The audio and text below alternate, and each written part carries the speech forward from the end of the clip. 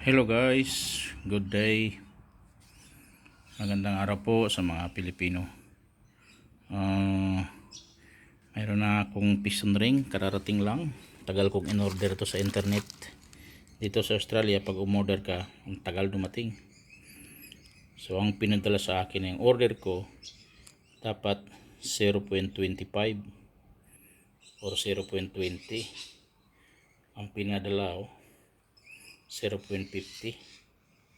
Pero tama naman, 4056. So ayan o, 4056U ang makinang to ayun, kinikikil ko lang. Ito yung pangkikil ko, ito siya. Yan o, pinili ko yan para sa piston ring. Yan, pag gusto nyo bumili, wala siyang wala siyang number dyan, baka dito sa kahon.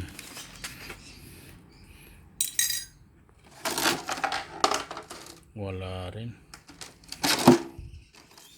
pero dito ko yan binili sa T-Tools.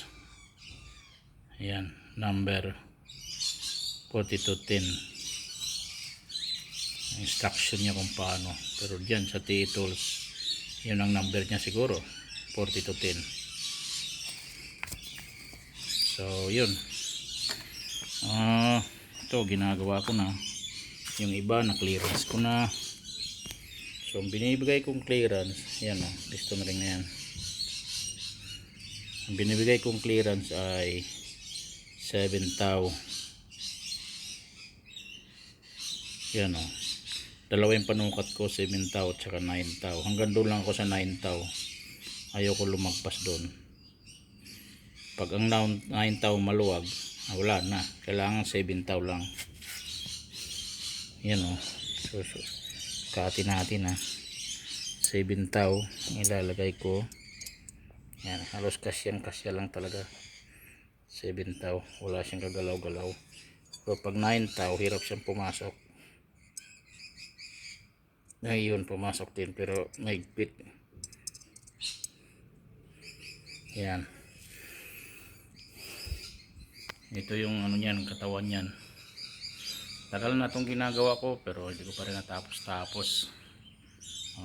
Just give you to inform you na my piston ring just arrived.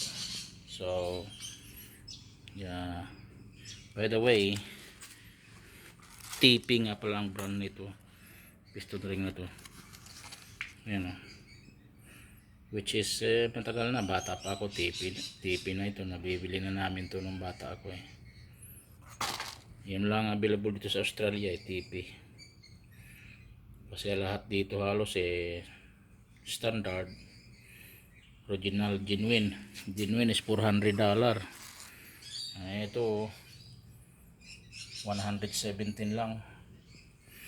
Nabili ko sa company na Precision Machinery, I think. Precision Machinery. So ito, tatapusin ko na to. Hindi ko lang kasi magawang magsukat, mag-cutting, ano nito, kasi ginaganon to nakalagay dyan.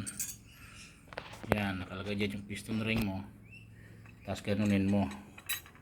Yan, habang umiikot yan gagasgas siya doon. Pero hindi kagaya ng mga sinanguna ginagamit ko, kiki lang, ang tagal. Pero ito mas mabilis, kasi habang iniikot mo, kinakain niya yung labi ng piston ring. Yan o, kinakain niya. So mas mabilis. Yan. So yun, ito yung gamit ko guys. Sige, putulin ko muna para lang maitutuloy ko to, kasi mayroon pang dalawa pa. Ito ang tigas yung top ring, tigas. Yan 0.50. Hindi ko mapakita sa inyo. Ayan, 0.50.